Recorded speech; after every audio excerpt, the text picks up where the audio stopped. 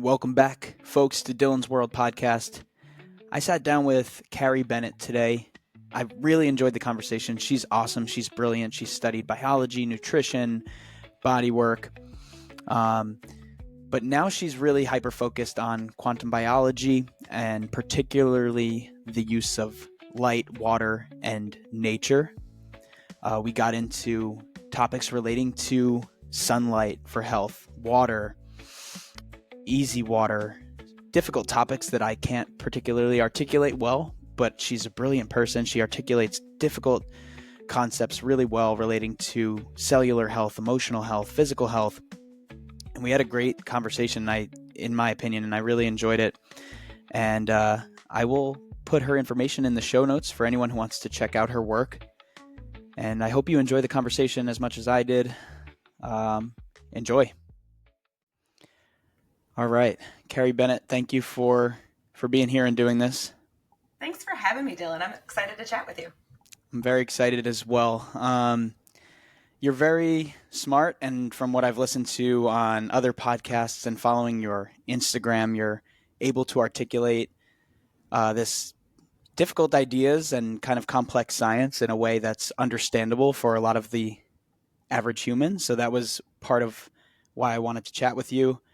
And you're also on the cutting edge of what I believe is one of the most important aspects of health that is not fully being discussed. It's starting to get a little bit more mainstream, but particularly around light and water and all these interesting topics. And I'm not a scientist, so I can't articulate it the way you do, but I would like you to just maybe share a little bit of your background and how you were introduced to this work and what got you here. Yeah, sure. Absolutely. So there really is, I didn't start out thinking, I want a degree in circadian biology or quantum biology, right? Or to understand the physics of water. And so instead, like most people who come upon interesting information that might not be mainstream, it was just my own health journey.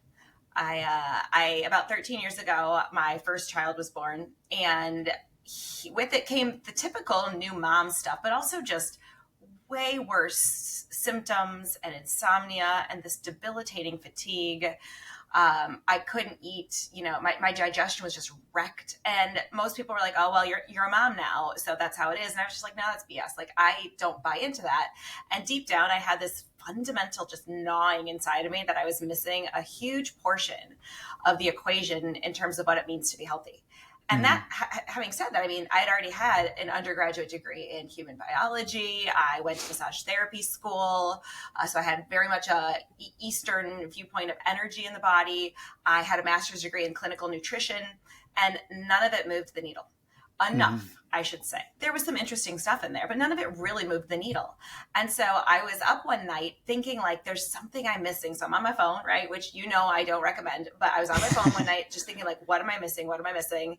I'm funny that I'm like, I can picture myself in a rocking chair doing this. My son, who's not sleeping, is in his crib that has I've got night lights all over the place, right? And I'm like, why is my son not sleeping? It's not sleeping in his bedroom here. And I found the words of a blog from Dr. Cruz called Circadian Rhythm. And just being a nerd at heart and not taking anything at face value, I thought to myself, holy cow, that is something that just sounds so significant that I've not even touched the surface on when it comes to how that operates within the human body. And so I dove so deep down that rabbit hole of light, and that rabbit hole of light led me to the rabbit hole of water.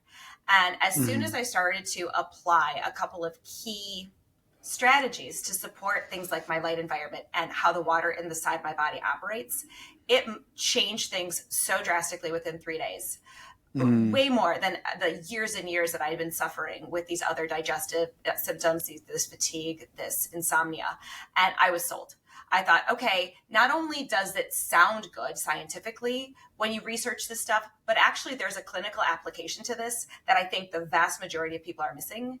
And so I started applying it with my one-on-one clients, and it moved the needle for them. And, I just kept on teaching about it. And now here I am just getting to go on podcasts like this to share this information that I think is so life-changing. It's exciting, and it is life-changing. So for the audience, Dr. Cruz is Dr. Jack Cruz, who is he's really a thought leader. He has a way of delivering the message that is pretty intense, and I know some people are like, they might think he's crazy, but the more that I've listened to him, he's definitely on the cutting edge of so much, and he's been doing this for a long time. Um, but explain that, because I think now the more that I'm learning and the more that I know, you become hyper aware of how much of indoor creatures we are and how much we're in this blue light soup and electromagnetic soup.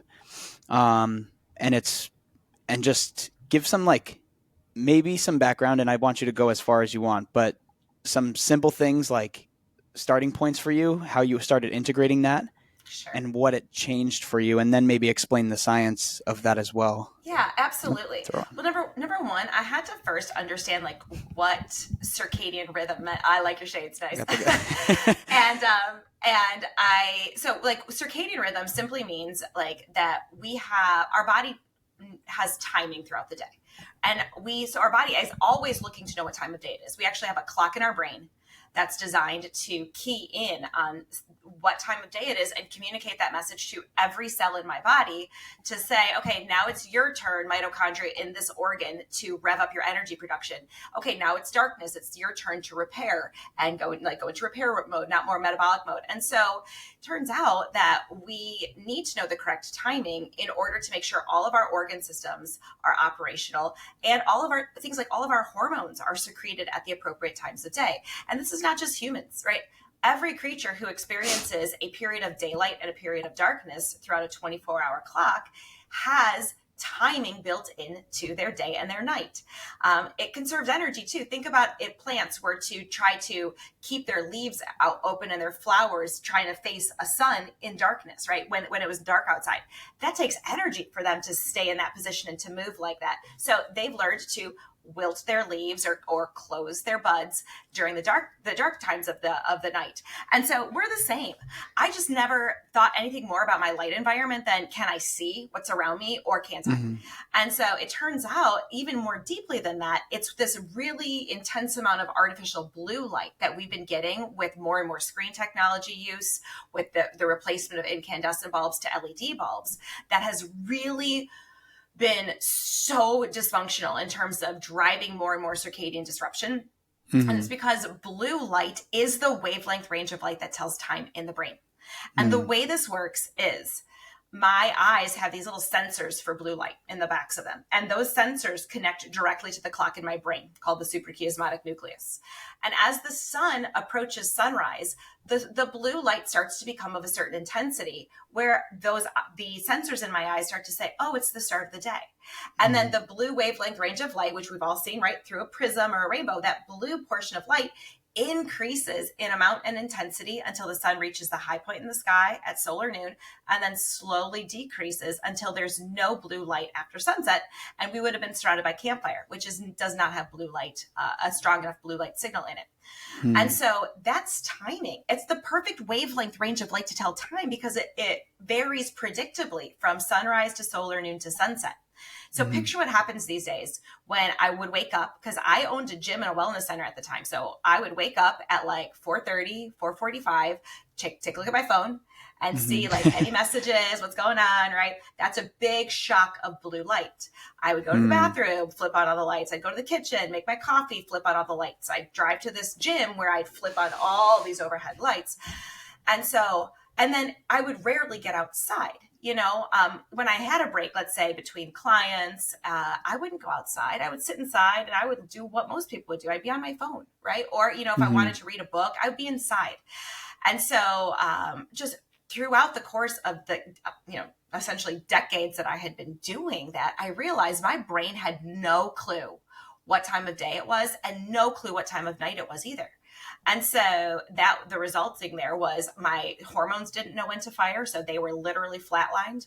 My digestion didn't know when to expect food versus when it needed to repair its gut lining. My digestion was a mess.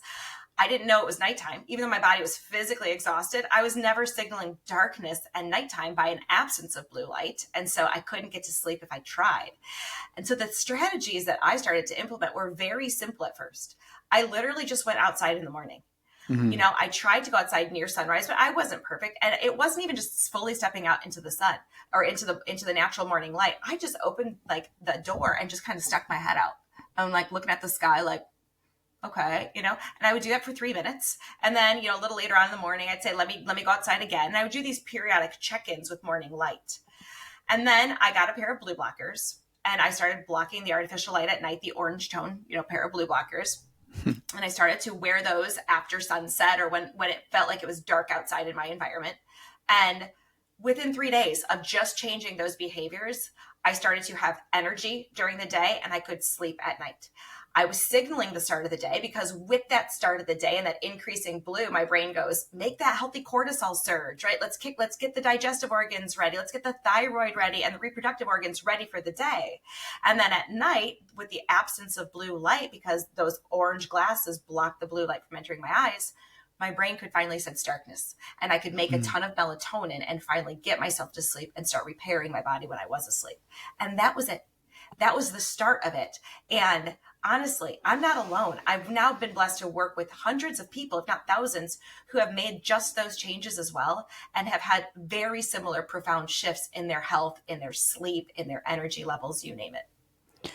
Well, it makes so much intuitive sense as well. Just being a human animal and having come from, however many millions or thousands of years of being in relation to the sun. And there's a reason that, that many cultures and tribal cultures worship the sun, and to go from that in such a short window of time to being trapped inside under artificial lights and blue lights, and then let alone the smartphone, which is constantly in our eyes and in our brains, and you got to wonder how maybe there's some nefarious actors there putting that situation in place to keep people stuck and unhealthy and addicted and sick, and just integrating, and not to instill fear into people, but just to integrate some of those small shifts into actually getting into the environment in which you evolved from makes so much sense. And what's cool is how intensely scientific it is. And again, these are the pieces that you're putting together that I'm not fully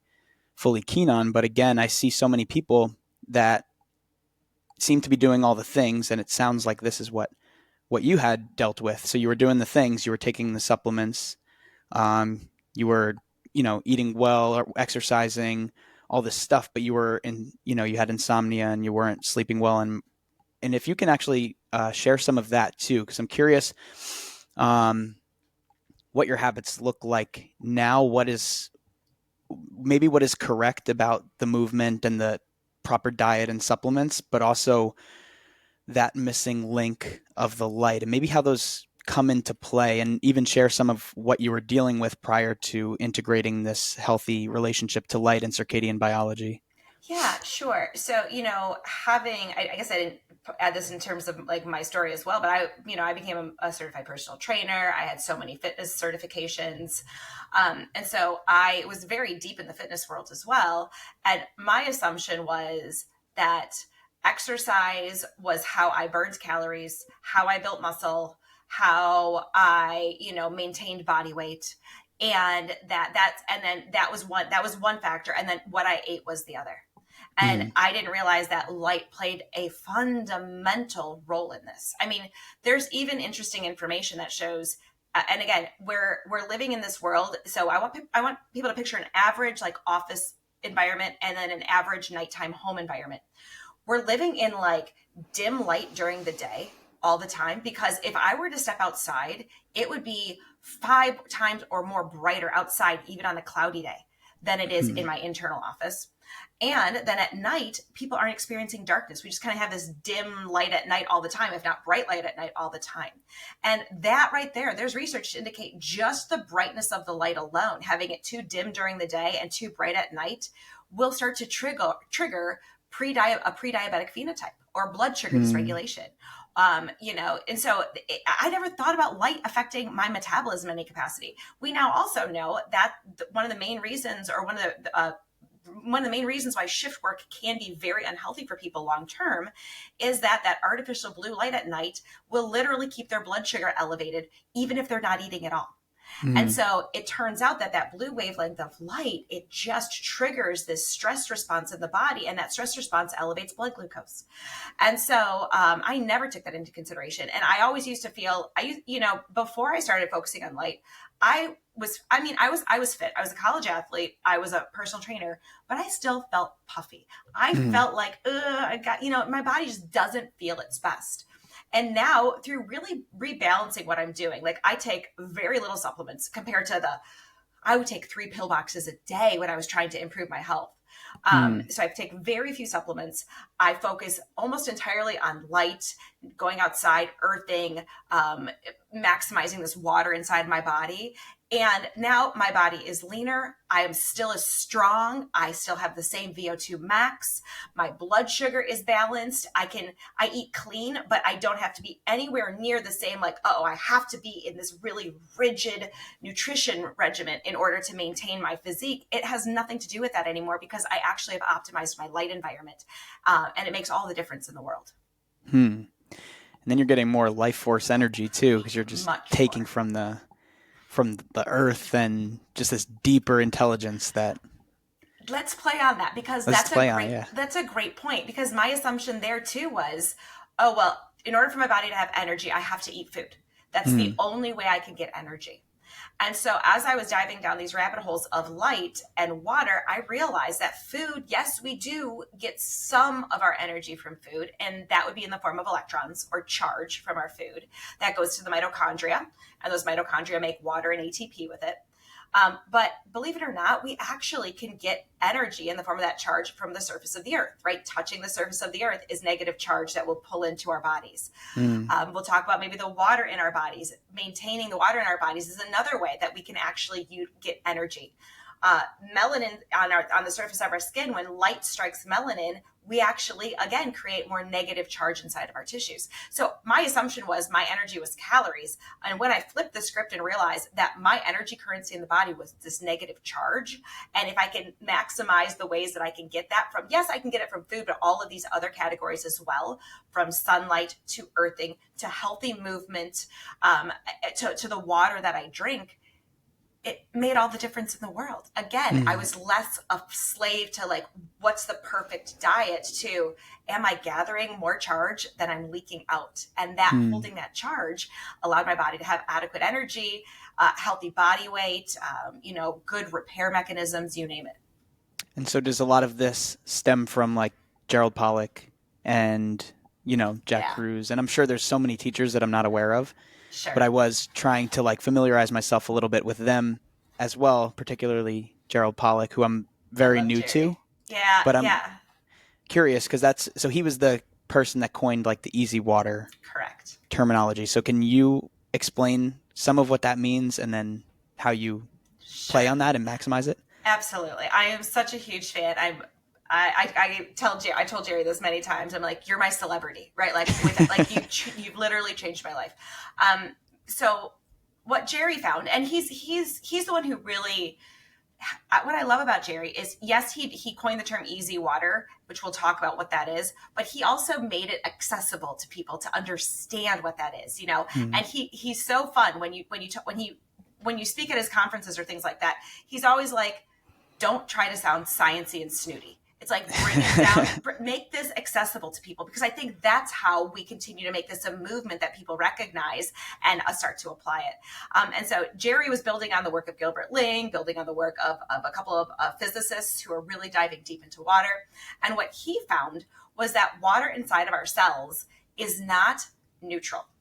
And for people I want people to understand what that means. So neutral takes us back to chemistry class. When you have water that's made up of H2O, if you add up the electrons and the protons, the negative and the positive charges, they cancel each other out. And so that they're neutral. There's no charge to it. And the assumption for forever in the human physiology research, in the biochemistry research, was that the cell has that same type of water, that the cellular water is neutral. It doesn't have any charge to it. So it's just there. It doesn't play a big role in anything. It's like a cushioning thing. And Jerry was the one who said, wait a second, this water inside of the cell somehow has a negative charge. And he found out that the water molecules, when they contact biological surfaces, it automatically causes them to rearrange how they interact with each other. And that rearrangement creates a negative charge. And so if you go back into the biochemistry, you start to see, well, okay, we know the cell needs a negative charge for health. Like that, a negative charge is synonymous with a healthy cell. But they invoked these pumps, like the sodium potassium pump needs to pump potassium in and sodium out. And like we have to maintain these ion channels and all of this ion balance inside of the cell to have the healthy charge. And Jerry was the first one to say, but wait, what if it's just the water that's maintaining this charge? And we've completely ignored it. And he has since proven time and time again, he and other colleagues have shown time and time again that negatively charged water is the source of negative charge inside of the cell. Then when we have this adequate negatively charged water, that's synonymous with a healthy cell that can run all of its programs. When the cell drains of that negatively charged water, you start to see dysfunctions. So you start to see pathologies like cancer, for example, start to appear in that cellular environment. And the way that Jerry connected the water to the light was he found that water, that easy water, that if it started to get drained, if you will, or a little bit depleted, infrared light would charge it back up. So I liken this to a cell phone battery that drains to a certain threshold, and all of a sudden it's like, I'm at risk of not being able to stream that video, make that phone call, take a picture with a flash. You start to go into power saving mode. That's what cells do when they drain of this charged water. He found that infrared maintains the charge. It's like plugging your cell phone into its battery port and just seeing that cell phone battery grow.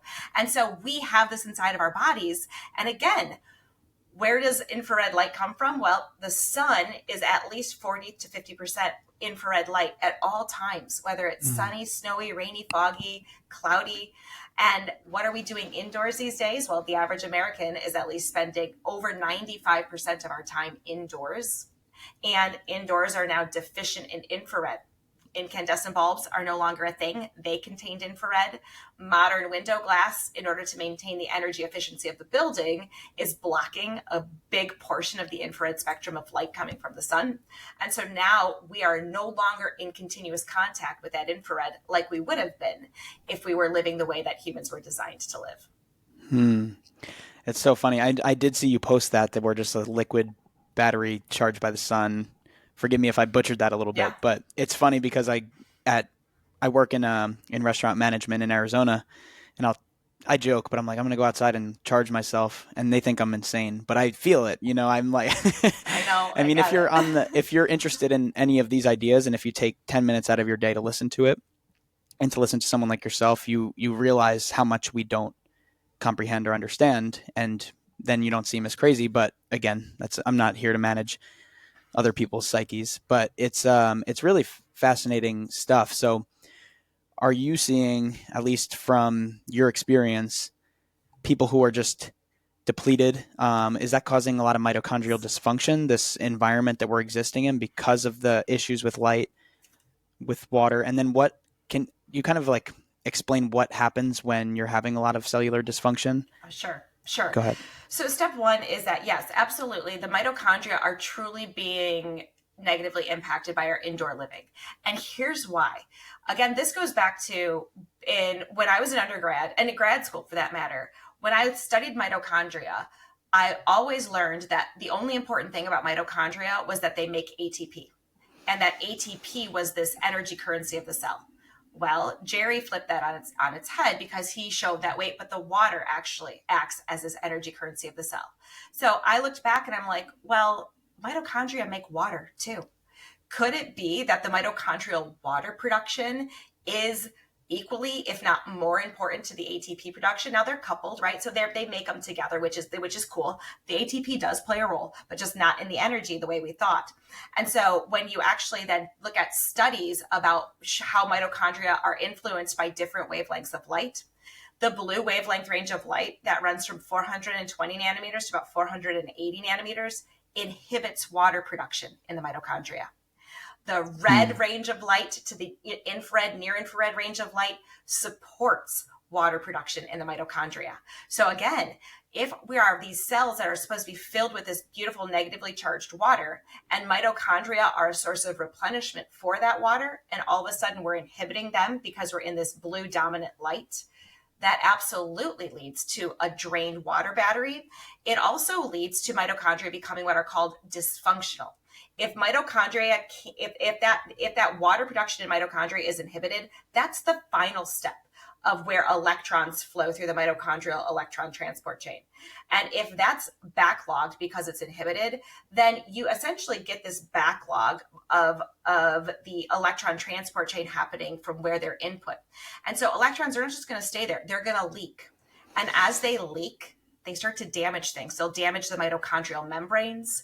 They'll damage the cell membrane. They can go and damage the DNA. And the communication between the mitochondria and the DNA, which is exquisitely coupled, really starts to go awry as well. So you have a cell that no longer has adequate energy. It can't run all of its tasks. You have a cell that can't communicate appropriately with the DNA. You have a cell that can't communicate appropriately because the mitochondria also communicate with the space outside the cell where the immune system lives. It can't get that message appropriately to the immune system. So now this is a cell that's starved for energy, has no support from the DNA, no support from the immune system outside of the cell. And a cell like that starts to express pathologies depending on where the tissue it's located in. In the brain, it could look like cognitive impairment or just simply brain fog. It could look in the muscle tissues. It could look something like metabolic disorders or metabolic syndrome. In the pancreas, you could start to see a lack of or impaired insulin production. So it just kind of depends on whatever tissue these mitochondria are most impacted that will start to express the symptoms that people are experiencing. But this flipped the script for me, because I used to say, oh, your digestive system has symptoms. Let me specifically give you a digestion protocol. Or, oh, you have headaches or migraines. Let me specifically give you a migraine or a headache protocol, or muscles or chronic fatigue, you name it. And when I started instead to lay the foundation of light, supporting this water battery, supporting mitochondria, surprisingly, all the symptoms started to get lessened and lessened, if not disappear completely, even though I wasn't specifically addressing certain areas of the body. So that's like the paramount thing. And then you have steps, obviously. Where do you feel that something like food plays into this? So do you feel that the light environment really supports a healthy diet, or vice versa, the healthy diet helps to support your environment within your cells and in your body, especially if you're doing the right things in that direction? What's your emphasis on food at this point you can't eat crap, right? Because unfortunately, food and tap water, conventional foods, fast foods, the foods that people eat these days, and tap water are just full of toxins. And those toxins, like glyphosate, heavy metals, fluoride, those toxins will go and start to damage the mitochondria. It's another thing that we're being assaulted with that can damage the mitochondria and cause exactly the things that I was talking about. And so, but what's fascinating is the vast majority of people who come to me now, they've already addressed food. It's like they're eating organic. They're not just grazing all day long, right? They're very aware of how they're sourcing their food and things like that. And they're still experiencing symptoms. And then we start to lay the foundation of light. This is not a client of mine, but my colleague, Sarah Kleiner, who I work very closely with, shared a story with me the other day of someone who was has just newly come to this light information. And she had been having horrible nighttime snacking habits and cravings, or even nocturnal eating habits where you wake up in the middle of the night, right, and you eat. And she'd tried everything with diet. It's like, do I go high protein? Do I go vegetarian, keto? It's like she's literally tried every diet. And all of a sudden, Sarah gave the same recommendations that I typically do to clients. It's like, let's get your light environment right. Block the artificial light when it's early morning and when it's evening time. Go outside a lot in the morning, however that fits your schedule. Take little light breaks throughout the day. Within just a couple of weeks, she literally said those cravings have completely gone away. And she had tried every diet on the planet to try to correct that behavior, which she knew was then driving her to prediabetes and obesity. And so that's why I lay the light foundation first. because people have typically, who are coming to the light, no pun intended, are ones who have already gone down the diet rabbit hole, like I had done myself, and maybe I felt a little supported, but it just hadn't moved the needle or really shifted things enough for me to be convinced that that was the end all be all of what I needed to address. Yeah, and again, I think we're seeing this so much now. I'm seeing it with people even my age, so I just turned 30, and they feel like they're old, but I also think, of course, a lot of that's habitual. So, like, what are you doing in terms of your diet? Are you moving your machine? But living in Arizona, what I've noticed is there's so many people getting outside, and they're in the sun often, and they also have this other, like, they're living more beneficial lifestyles and more outdoor lifestyles, and you can see a significant difference in health. And I think it does transcend movement, and I mean, to an extent, it transcends movement and food. It's just that you are in this light environment. And now, especially if you live in New Jersey or you live in Michigan and you work in an office building under fluorescent lights with blue light in front of you, hunched over, just, you're seeing not only the physical manifestations of illness, but a lot of psychic illness as well. Sure. And, we can definitely circle back, and I want to cover certain topics with you, but I've heard you talk a lot about fear as well, and then mindset. And because even people who are really profoundly interested in this concept and the light environment, and they do the healthy organic food, but they live in a controlled fear state about everything. I obviously go back to the mindset and the spirit as perhaps the most important element of everything. So I want to hear your perspective on that and see what you've seen. Being a science person and really curious, you probably have a tendency towards wanting to perfect. I don't want to speak for you, but the potential. So can you expound on that a little bit? Because it seems like you make that an important message, not to be afraid. What does that do to the body and to the mind? Yeah, Dylan, that's so amazing. I'm so appreciative that you asked that question, because I when I was first implementing and giving people these strategies, I never addressed mindset. And so so it was just light, right? Let's get your light right first. Let's get your light right. And then I started hearing certain things like, oh, I can't do that. Or my husband came into the bedroom and he flipped on the light in the bathroom and he just ruined everything, and it's like, yes, but no, right? But no, because so I actually address light and mindset together now. And that is in my practitioner modules when I'm teaching this stuff. It's like, yes, light's very important. But by the way, let's talk to our clients too, because I truly believe that fear of this stuff is worse than the actual thing. How many people do we know who actually have no clue that blue light is doing these things, and they got their AirPods in, right? They don't really realize that potentially those things could be harmful. They're healthy as they can be, because maybe ignorance is bliss to some extent. And I see these people who recognize that, wait, I'm experiencing symptoms. I think these symptoms might be caused by my inappropriate relationship with light that I've had, like mine was. And now they want to make the shift. But then they're stuck in like, I have to do everything perfectly. And if I don't do everything perfectly, it's going to harm me or something along those lines. And I tell them, fear is by far, in my clinical experience, the worst thing you could do. It's worse than staring at a blue lit screen all day. It's worse than sleeping with a nightlight on, right? It's worse than AirPods even, because that fear will never let your body get into the nervous system state of the parasympathetic side that healing truly takes place. And so if you're, and this is not just about light, but there's almost like a bit of a personality that I see. It's like everything has to be organic. Everything has to be non-toxic. Right? Absolutely everything I touch has to be non-toxic. And I can't go to hotels unless I know they've got X, Y, and Z, because it's going to hurt me, or my lighting has to be perfect. And I've seen too many of those people still struggling because they might have the information that would be supportive of their body, but they're too stuck on fearing not being perfect about it to let their body come actually into homeostasis and heal with appropriate light exposures, with eating good quality foods. And so I've always try to, through my language, working with clients or in my community or on social media, to say, yes, this is a thing, right? We know there's EMFs everywhere. We know that we can't control for our light environment 24/7, but do the best you can. And that can move the needle drastically. I'm an example of that. I've seen hundreds of people who have moved the needle as well, not necessarily being perfect, but doing well enough.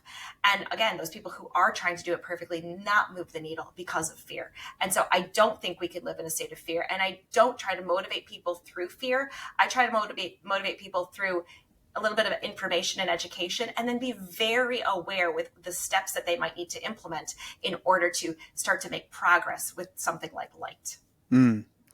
Yeah, it's a comprehensive thing and a comprehensive issue. And if you address just your light environment or just your food, and you don't address the mindset and your emotional state, then you're not going to move the needle, like you said. And then if you do address your emotional state and you are happy, that's a huge way to transcend a lot of other issues. But again, if you are under blue light all day and you are eating shit and you're not moving, you're probably going to start to physically have symptoms, and it'll also affect your mindset too. Totally. So they definitely play into one another.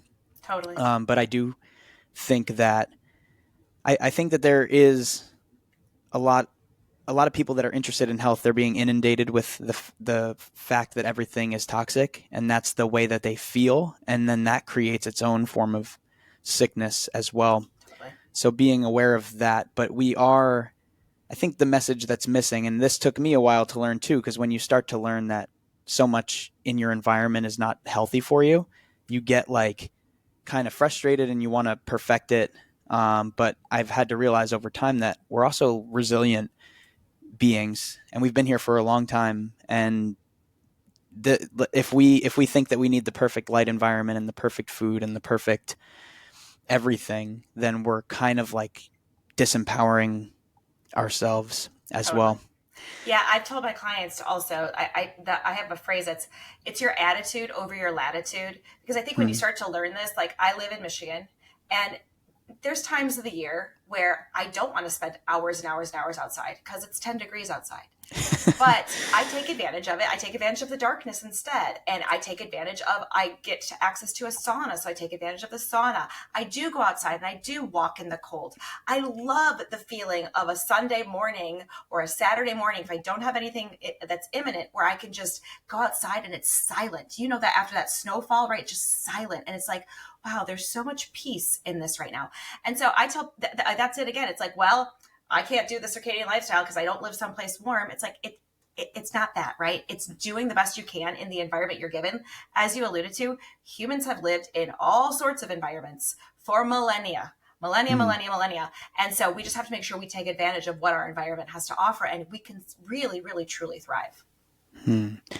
And to circle back slightly, a little bit on the topic of the non-native EMF environments, how does that affect us? And I don't want, now obviously you're going to go into some of the, I want to come back to mindset because it's such a powerful thing. And I am so glad that I ended up finding ways to circle back to that, because it transcends so much. I'm a fan of like Wim Hof, if you're familiar. Yes. And that guy's like full of life force energy, and he doesn't follow the perfect regimens, but again, I did want to get into the non-native EMF thing, and what does that do if we're overly inundated with it and we're not taking the proper countermeasuring steps? How does that affect our cellular health and our health?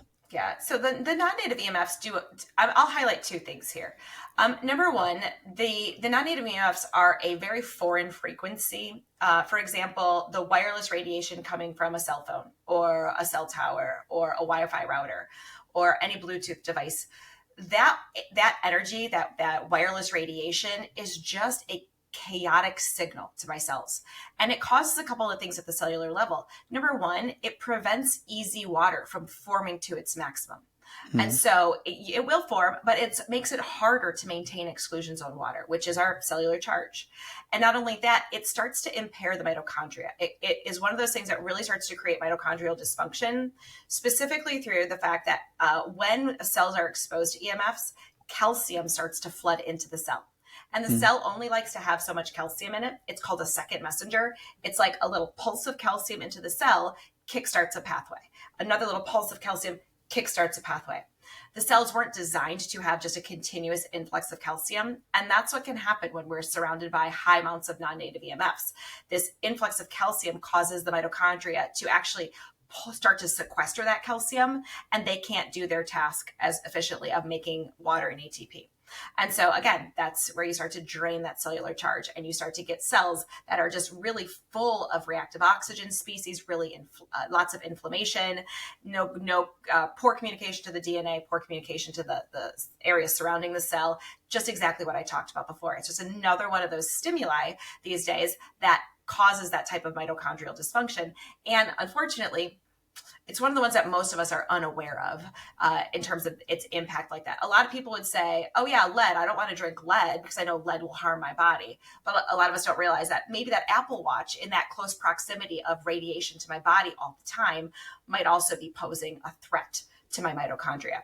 And so the way that I address this again, though, is they're there, right? They're being beamed at us as satellites. There's cell phone towers that just pop up. And I remember, being aware of this now for quite some time. And it's like, oh, there's another cell tower. And then we're talking 8 years ago now, right? It's like, oh, there's another cell tower. There's another cell tower. And there was a point in time where I was just like, we're doomed. They're everywhere. Mm-hmm. It's like, but wait a second. Like you said, humans are resilient, and let me control what I can control. And so for me and for my client recommendations, I let people know that the closer the wireless radiation is to your body, the more harmful it can be. So I don't use any Bluetooth technologies, right? I don't use any Bluetooth headphones. I don't have an Apple Watch. My cell phone's on airplane mode. Or you can hardwire cell phones, right? You can use like a little connector port, like a little dongle to hardwire it.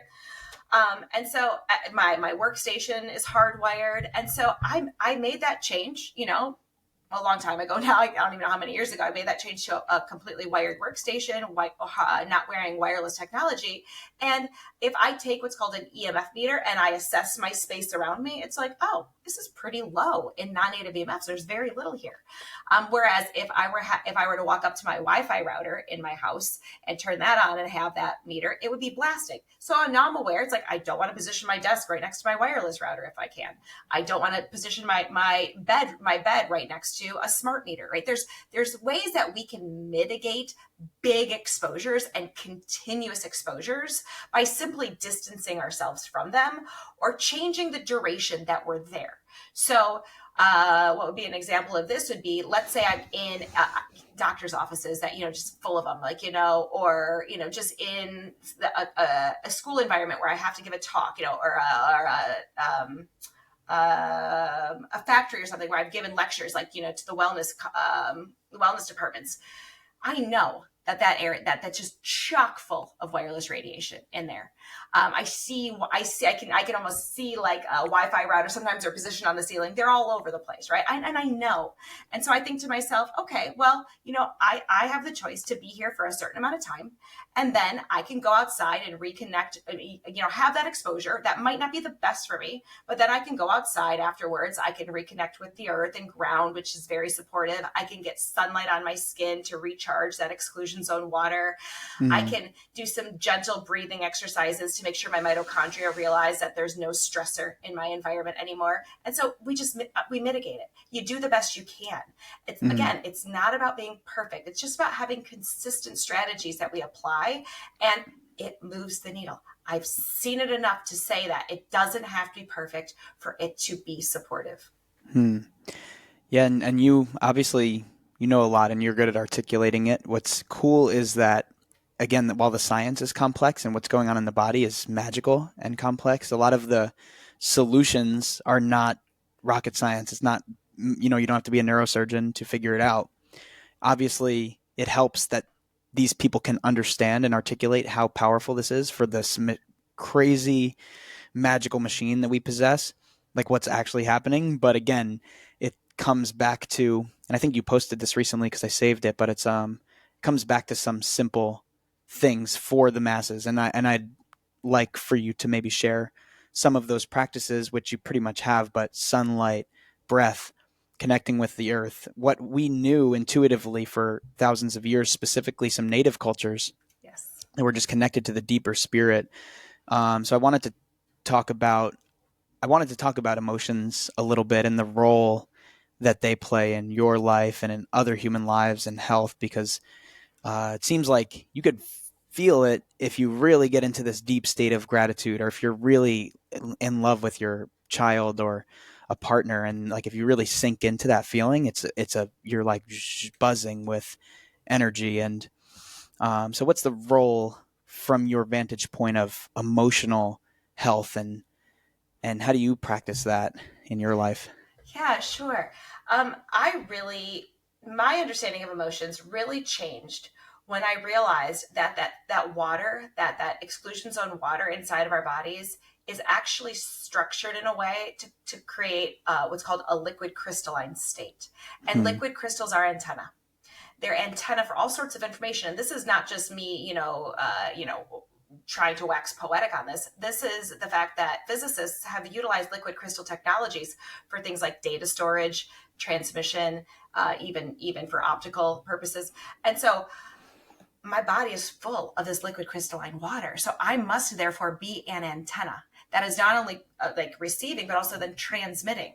And so it made me understand that my thoughts were actually being received by the water in my body. My emotions were being received by the water in my body. And if you want to take this and start to visualize it, people need to really look deeply into the work of Masaru Emoto and Veda Austin. Hmm. Masaru really started to see that water was responsive to different emotional states. Veda is showing that water is just responsive, right? And yes, different emotional states might look different in water, but water is really, really there and responding. And my poor oldest son, he was learning about water in, seventh grade, and the teacher was just like, well, there's three states of water, right? There's liquid, solid, gas. And my son's like, well, there's a kind of conscious responsive state that's liquid crystalline in nature. And she's like, nope, do not want to hear it. Don't go there. But it's cool, right? That this is starting to sink into my kids, because I do talk about the fact that our bodies through water are always listening to us, whether it's our thoughts that we have in our head or what we say out loud, who we interact with, the type of media we choose to consume. And as I just started to make that an awareness in my life, it literally started to filter things for me. Hmm. Like, as opposed to being obsessed with, I got to stay on top of what's happening with the news. I got to know, through my kind of alternative lens, what's going on, to like, I'll check in. I Hmm. know enough to know, but I don't react in the same way that I used to. I don't get angry or frustrated in the same way. When I'm talking with my kids, sometimes I feel like, I've got three kids, and, three very opinionated kids, right? Where they get that from. Sometimes it's like they all have opinions and they're all loud and talking. And it's like, and I try to talk with a calm voice. I'm thinking to myself, in this instance, I would have yelled and to get myself heard. It's like, but no, I want to mimic what I know the world needs. We need kind, patient communication. And so now I realize it's not just my own body that's affected by my thoughts and my words and my emotions, but my family surrounding me is. And then because of a field of energy that surrounds us all, if you want to get woo like that, Dylan, there's literally an interconnected field that connects you and I, you all the way in New Jersey, me all the way in Michigan, everywhere around the world. There is a field of energy, this quantum field that's connecting us, that's also being influenced by the collective emotions of humanity.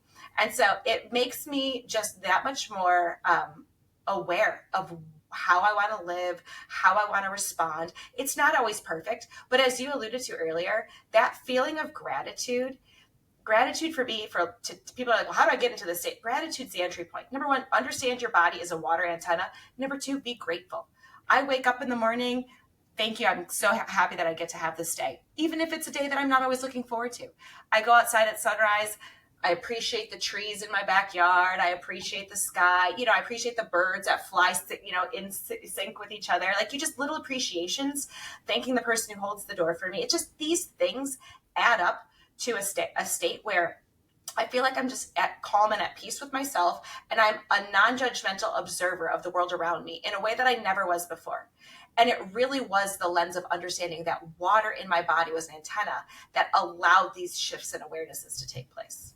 Mm. That shift in awareness to understand scientifically too that that's what we are, water beings in this it's in that the water listens to our thoughts and shifts shape and structures, and just knowing that you exist in this field can just alone is a sort of psychedelic observation, and you don't, sometimes you might reach that point through surfing or through learning deeply about science or through a mushroom of some sort.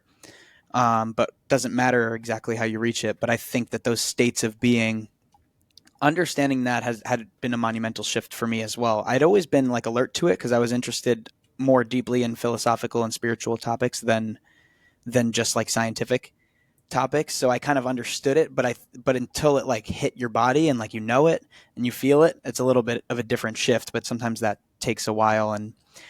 And so you have 3 children. So you have boys or girls? 2 boys and a girl.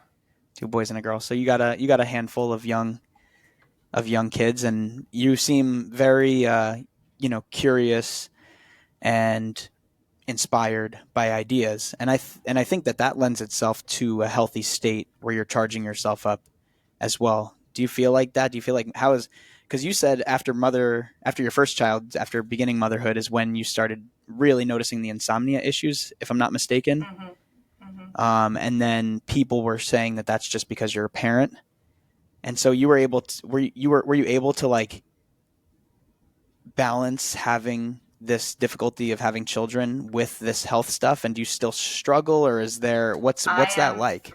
I'm thriving now.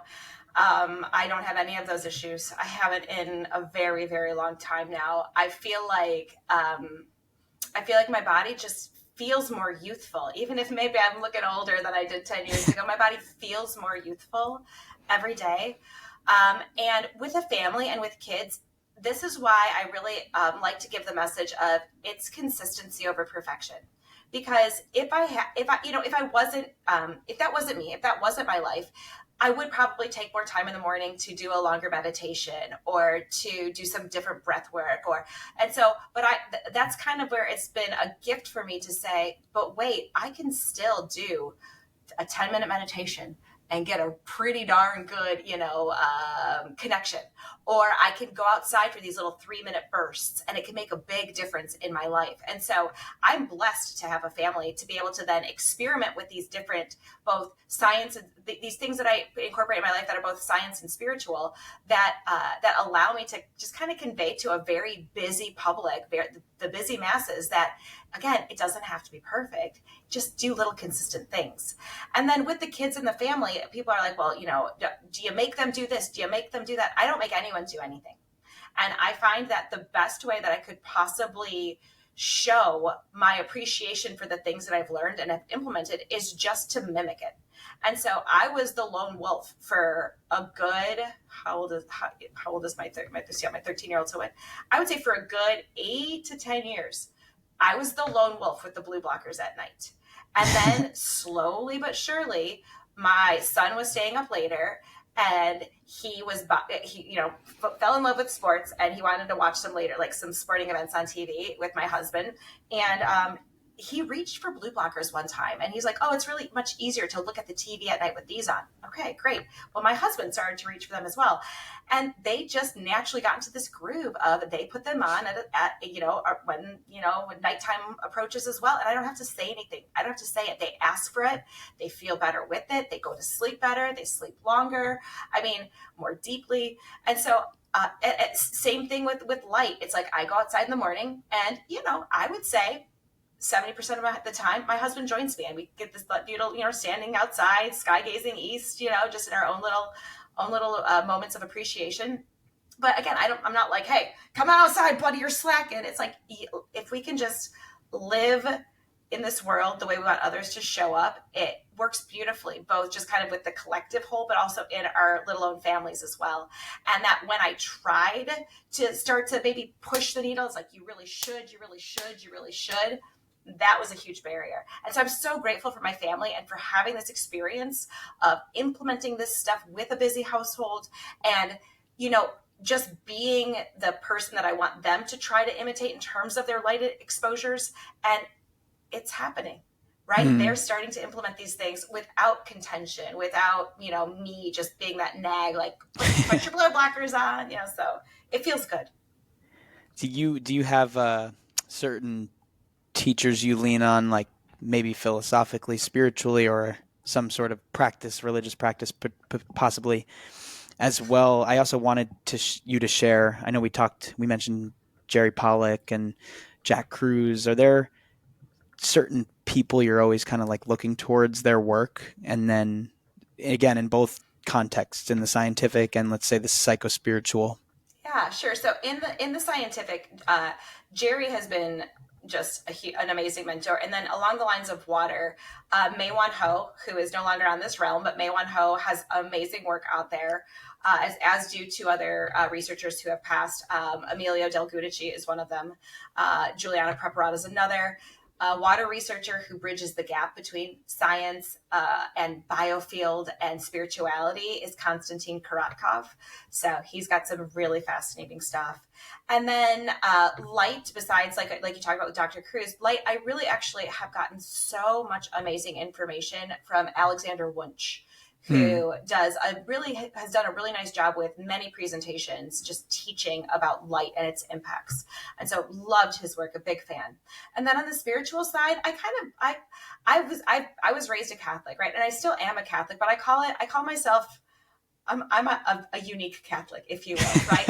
And I don't feel bad about having to explain that to people, because it's like I've made spirituality and religion my own thing. I have my own relationship with spirit. I've got my own relationship with God, and it looks a little bit like, yes, there's traditional prayer, but at the same time, I'm also reading Itzhak Bentov, and I am doing, I've done tons of stuff with Joe Dispenza. I've read Edgar Cayce and have implemented some of his meditation techniques. So it's like, I just feel like what I've done with science is very similar with what I've done with spirituality. It's like, well, this is a thing. Let me dive into it as deeply as I can, and let me take little gems from all sorts of people, that doesn't just run along the lines of, uniquely Christian or uniquely metaphysical, and let me just see what I can pull together and implement in my own life as just practices that allow me to feel closer to God, to my own inner wisdom. And so far, I'm really liking how it's evolving.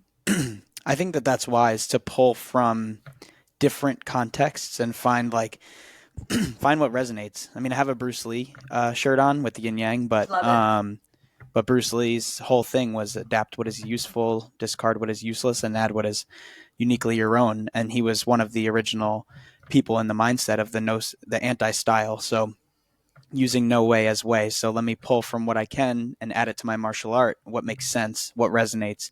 And that idea didn't really hit until the 90s.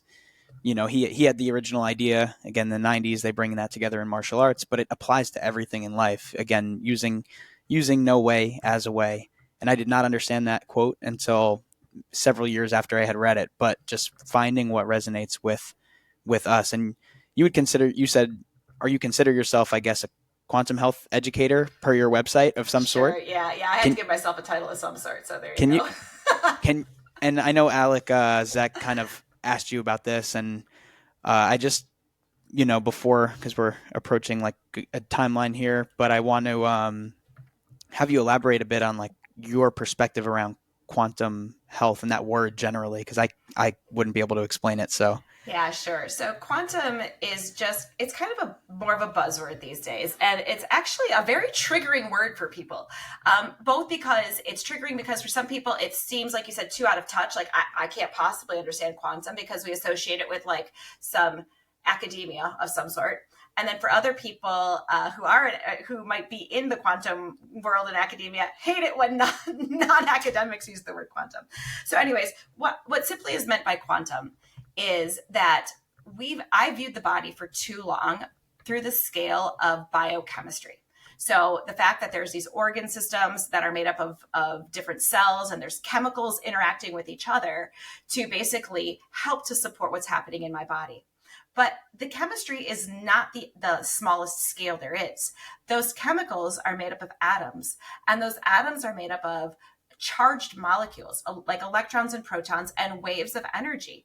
And now, through this lens of what's called applied quantum biology, we know enough about how we can influence the body at that scale in order to support human health. And so that's what I mean when I say quantum. I'm not necessarily a diehard, believer in quantum mechanics. I think there's flaws there. It's so funny. I never thought. I mean, even Dr. Pollack doesn't like the word quantum. It's so funny. And so I'm not trying to trigger anyone with that, but I want people to realize that there is a level below the level of chemistry that the body operates, and we can influence it with things like our light environment or our movement in nature, and it can make a big difference. Yeah, it's beautiful, Carrie. Is there anything you would leave people with, like just any subtle words or advice? And I don't want to put you on the spot, but is there anything you would want to share with the general public? And I'm going to put your website and information in like the show notes and stuff like that, so I'll add that stuff. But is there just some sort of message or things that you just want to share generally with people, with any human that you would meet? Sure. I mean, I think just the awareness of light is a great place to start. For people, what I have found is if this resonates with you, what we talked about here, and you want to start thinking about your light environment, spend more time outside in the morning. And when you're outside in the morning, try just to focus on what's nature in your environment. It might be a tree. It might be that you live next to a stream. Going outside in the morning and focusing on nature and then holding gratitude in your heart really sets the stage for a day that is circadian friendly, that is quantum friendly in terms of the energy production of the mitochondria, and that really does bring our water into alignment with a state of thriving in the body. So it's a beautiful place to get started with this, consistency over perfection, and then just go from there. Swell. Well, thank you. I'm going to have you stay in the studio with me for a moment, but thank you so much for doing this, and I'm really grateful for your curiosity and your ability to articulate quite difficult concepts. So I do appreciate that. Thanks for having me.